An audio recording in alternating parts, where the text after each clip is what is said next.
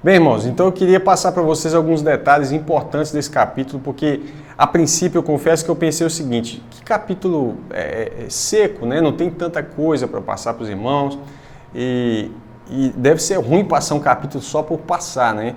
Então eu comecei a meditar sobre esse assunto, estudar um pouco sobre esse capítulo mais, alguns detalhes, e eu vi que esse capítulo na verdade é riquíssimo, ele é muito rico, tá? E eu não sei nem se eu vou ter como transmitir grande parte daquilo que a gente conseguiu absorver, e também existem coisas que eu não consegui observar que são coisas importantes. Então eu vou passar aquilo que eu pude perceber, tá ok?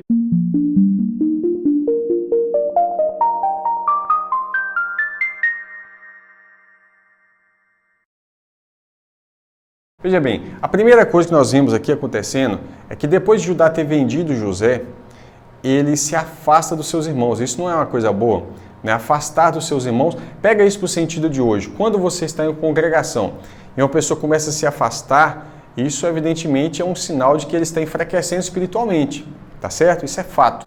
E ele vai fazer um detalhe, ele vai se aliar a um homem em que vai influenciar ele na sua vida de maneira que ele vai piorar espiritualmente, tá? Ele vai se aliar a um homem adulão, né, na terra de Canaã. Deus já tinha falado para que eles não casassem com as mulheres de Canaã. Em Gênesis 28, no verso 1, Isaac chama Jacó, abençoa e fala para ele não casar com as mulheres de Canaã. Então, se Isaac está pedindo para que isso ocorra, e Abraão também não queria que Isaac casasse com as mulheres de Canaã, né? Então você percebe que está tendo ali uma debilidade espiritual. Judá está indo contra a sequência e é por isso exatamente que não vai ser Selá, o primogênito de Judá. Ele era filho da cananeia, mas quem vai ser aqui? Vai ser a Tamar, porque ela foi justificada. Isso vai acontecer também com outra mulher que era prostituta, né? Você vai lembrar na época de Josué que Raabe, né, foi considerada justa. No Antigo Testamento só tem uma mulher que recebe o nome de justa, que é Tamar, tá ok? No Novo Testamento você vai ver a Isabel, por exemplo, é chamada de justa, mas no Novo Testamento, tanto em Hebreus vai citar a fé de Raabe e Tiago vai citar que ela era justa, né? Ela foi considerada justa por Deus. Mas enfim, são informações importantes que eu tenho para passar aqui. Um detalhe interessante é quando nasce esse menino aqui, Selá. Selá, ele nasce num lugar chamado Quezib, que significa mentiroso. E isso tem um sentido importante, porque quando morre Onã é dado para Tamar, e quando morre Onã, Judá fala que vai dar Selá, mas não dá. Ou seja, essa atitude foi uma atitude de um mentiroso. E é justamente por isso que Judá vai falar, ela é mais justa do que eu. O que vai acontecer? O significado do nome de Tamar, palmeira, né? A palmeira, se você perceber, aponta para a festa de tabernáculos, tá ok? E dessa junção vai aparecer Pérez, a qual é um antepassado de Cristo. Na mão desse menino aqui de Zerá é colocado um fio vermelho, e é interessante porque o fio encarnado, o fio vermelho, ele fala da expiação de Cristo. E ele acontece e depois ele volta para acontecer de novo. É interessante porque o cordeiro que foi morto para expiação, o cordeiro que foi morto, isso não acontece duas vezes na história, mas ele é citado duas vezes. O cordeiro morre naquele momento da morte de Cristo na cruz, mas a Bíblia diz que ele é o cordeiro que foi morto desde a fundação do mundo. Olha que interessante. Então ele está acontecendo a morte ali, naquele momento da história, na plenitude dos tempos, porém o cordeiro foi morto também desde a fundação do mundo. E isso é interessante, esse evento acontecendo do fio encarnado na mão de Zerá. No tempo da lei, vai ocorrer a lei do levirato, né? Isso vai ser estabelecido na lei de Moisés, mas você vai ver algumas legislações antigas, por exemplo, o Código de Hammurabi, né? Muitas coisas já existiam naquele tempo e isso vai ser inserido na lei de Moisés, não vindo do código. Eu creio que o código em si, havia coisas boas e coisas ruins. Não só o código Hammurabi, mas outros códigos que haviam, todas as nações tinham as suas leis, né? e algumas dessas leis certamente foram coisas boas. Mas você vai ver que Judá aplica a lei do levirato, e isso você vai ver em Deuteronômio 25, do verso 5 ao 10, a lei do levirato, né? E ele vai aplicar também algumas leis que acontecem ali mais à frente, na lei de Moisés vai acabar entrando isso. Interessante que essa mulher, essa Tamar, ela foi abusada, ela não foi simplesmente ela não foi simplesmente aceita como esposa por Onã. Ela foi abusada, essa mulher sofreu muito, né? Ele usava sem escrúpulos, porque essa palavra Onã dá origem a uma palavra no português que significa onanismo, tá? Depois você pesquisa onanismo, porque Onã foi muito perverso também, né? Ele negou coisas. Essa mulher foi abusada, foi enganada, essa mulher foi esquecida, essa mulher aqui, Tamar, foi esquecida, ela sofreu demais e Deus faz justiça à sua causa. A Bíblia diz que Deus faz justiça à causa dos órfãos e das viúvas, não é isso? Judá não foi justo com essa viúva, então ele declara que ela é mais justa do que ele. Depois que e Onã morrem, Judá fica com medo de Selá morrer também. Eu te pergunto, será que Judá estava sendo um bom pai? Porque os seus filhos eram maus. E ele, percebendo isso, ele tem medo de que os seus filhos venham morrer, né? O seu último filho ali venha morrer. Se não fosse essa mulher aqui, não é? Judá poderia ficar sem descendência. Por quê? Selá seria o marido de Tamar. Tamar não poderia casar de novo, porque estava amarrada no relacionamento. Ela pertencia à família de Judá. Ela não poderia se casar, embora sendo viúva, pela lei do levirato que eles tinham naquela época, ela deveria ficar sozinha. Se ela não tivesse um relacionamento com Selá, Judá não teria descendência de onde sairia o Messias. Está entendendo? Há muita grandeza nessa questão. Eu fiz algumas anotações aqui e eu vou estar passando para a gente. Legalmente, Tamar era considerada noiva de Selá. Então ela estava amarrada com ele. Tá ok? E aí é engraçado, porque ela era jovem, mas não podia se relacionar, né? Então não estava disponível. Então, assim, para casar. Ela estava sem filhos, então até então ela era estéril, não tinha filhos, né? Considerada estéril. Foi viúva 2 vezes, né? Como eu disse, foi abusada, foi desonrada, né? Porque na verdade, assim, ela foi enganada também por Judá e foi esquecida. Quando Judá vai para a festa das tosquias, né, das suas ovelhas, essa Tamar, para sair da situação incômoda que ela se encontrava, o que ela faz? Ela tira a sua roupa de viúva, coloca o véu. É interessante que nesse contexto, o véu aqui era o véu de prostituta, né? Ou seja, não era o véu de prostituta no sentido simplesmente que era um véu específico. É porque lá em Canaã, os valores eram um pouco invertidos. Quem usava o véu era a prostituta. E aí dava esse contexto, né? De estar tendo relação com uma deusa, com a divindade. Então, geralmente, essa relação, ela não era só sexo, fazia parte de um culto a uma divindade. E aí é um problema, né?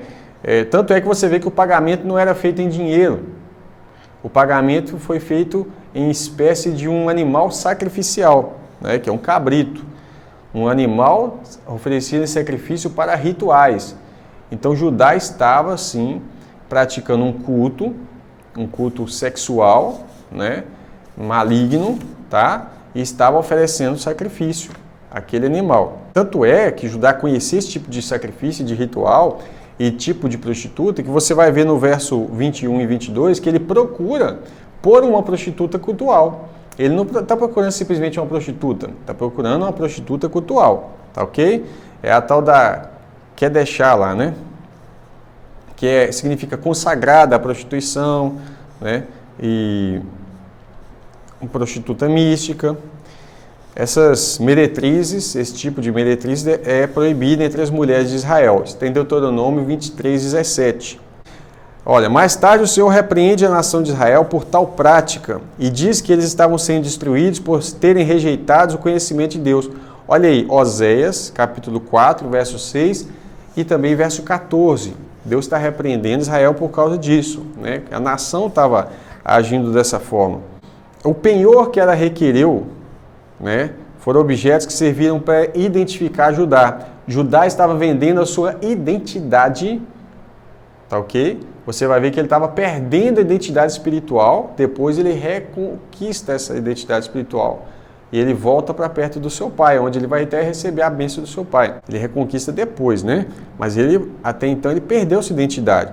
Ele perde o seu selo, às vezes está traduzido como sinete ou anel de selar. Isso é importantíssimo, tá ok? Ele perde o seu cordão, talvez está escrito cordel, fita, fio, lenço ou manto. Se for manto, aí é mais profundo a ideia daquilo que ele está perdendo.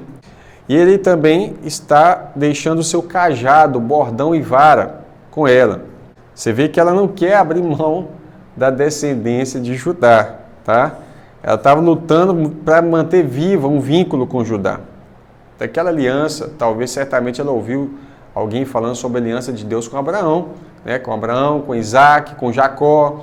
E aí ela está aliançada, ela está brigando pela bênção. É isso que está ocorrendo. Então, ó. Olha para você ver o selo. Jezabel usa o selo de Acabe, tá? Escreveu cartas em nome dele e selou com o selo dele, com o sinete dele. Está em 1 Reis 21, versos 7 e 8. Ou seja, esse selo dava autoridade para você fazer algumas coisas em nome do possuidor. Depois eu vou fazer um estudo específico sobre o selo, tá? O que da importância da identidade, daquilo que Judá estava entregando na mão dessa mulher, que ele nem sabia quem era, só para você ter ideia. O cordão, né? Às vezes, alguns comentaristas dizem que o cordão ele servia para segurar o selo, como se fosse um cordão que você coloca e aí o selo fica na ponta, como se fosse uma espécie de pingente. Mas isso é bem improvável, uma vez que a parte dos selos não ficavam pendurados, eram como anéis mesmo para você selar. Você pingava ali um certo material e vinha com o selo e pressionava e deixava o selo seu como uma espécie de assinatura. Olha a autoridade que Judá estava perdendo, estava entregando na mão de uma prostituta, de uma qualquer, que ele nem sabia o rosto, né? Então aqui o cordão, fita, né? Às vezes usado para tirar medida de acordos comerciais. Vamos medir isso aqui, coloca um cordão, né, para medir, 1 metro, 2, 3 e tal, não era metros, evidentemente, a medida. Então, às vezes utilizado para tirar medidas de acordos comerciais ao fazer medições de terreno e objetos diversos. Por exemplo, Ezequiel, verso 40, o terceiro verso.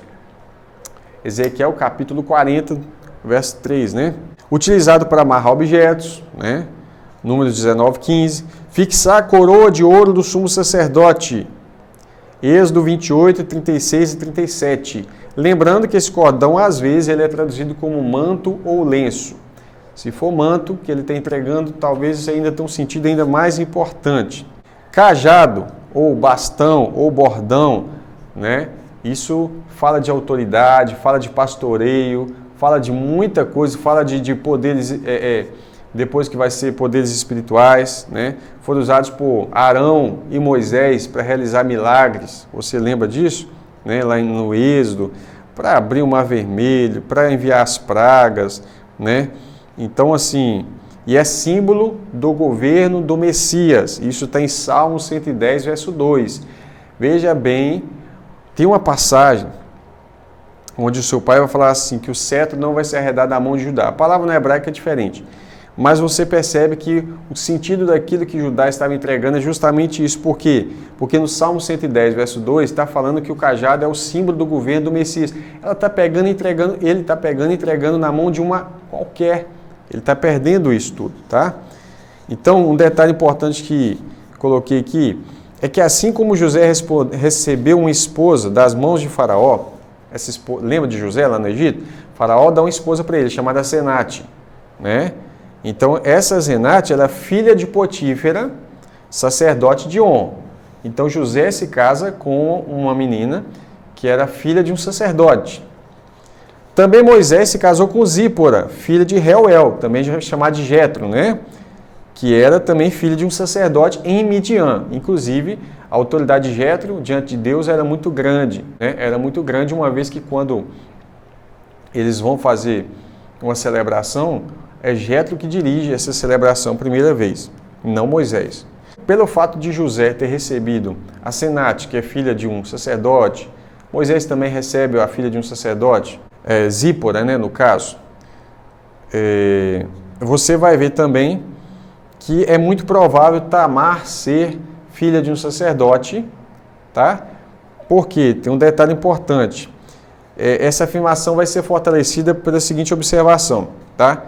Eu tive que fazer esse vídeo agora assim um pouco diferenciado, sentando e falando, porque são muitas informações.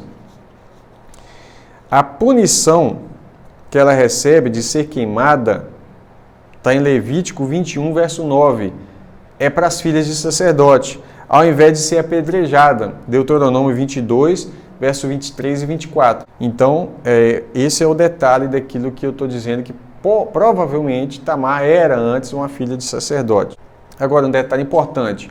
O último ato de Judá nesse capítulo, ele é um ato de reconhecimento de fidelidade com Tamar, porque ele declara que ela era mais justa do que ele e que ela era inocente, né?